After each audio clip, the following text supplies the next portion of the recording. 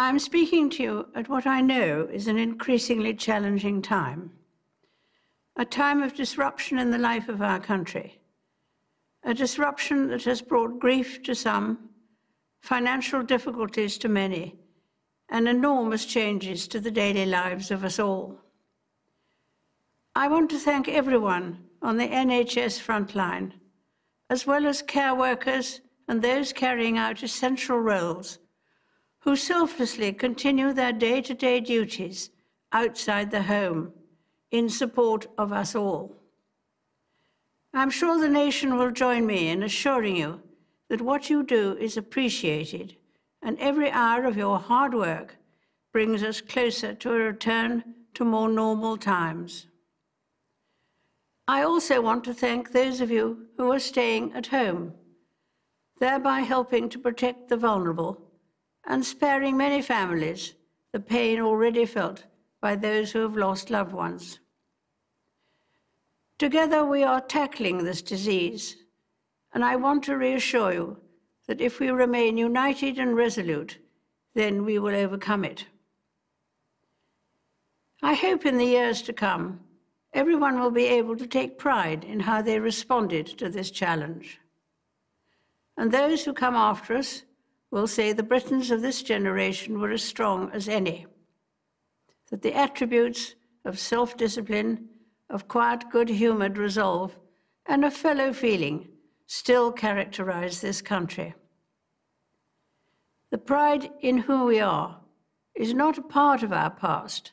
It defines our present and our future. The moments when the United Kingdom has come together to applaud its care and essential workers will be remembered as an expression of our national spirit, and its symbol will be the rainbows drawn by children. Across the Commonwealth and around the world, we have seen heartwarming stories of people coming together to help others, be it through delivering food parcels and medicines, checking on neighbours, or converting businesses to help the relief effort. And though self-isolating may at times be hard, many people of all faiths and of none are discovering that it presents an opportunity to slow down, pause and reflect in prayer or meditation. It reminds me of the very first broadcast I made in 1940, helped by my sister. We, as children, spoke from here at Windsor to children who had been evacuated from their homes and sent away for their own safety. Today, once again, many will feel a painful sense of separation from their loved ones. But now, as then, we know deep down that it is the right thing to do. While we have faced challenges before, this one is different.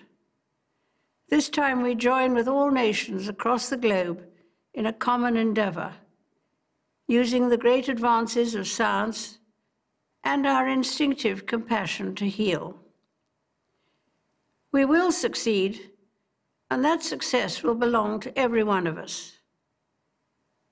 We should take comfort that while we may have more still to endure, better days will return. We will be with our friends again. We will be with our families again. We will meet again. But for now, I send my thanks and warmest good wishes to you all.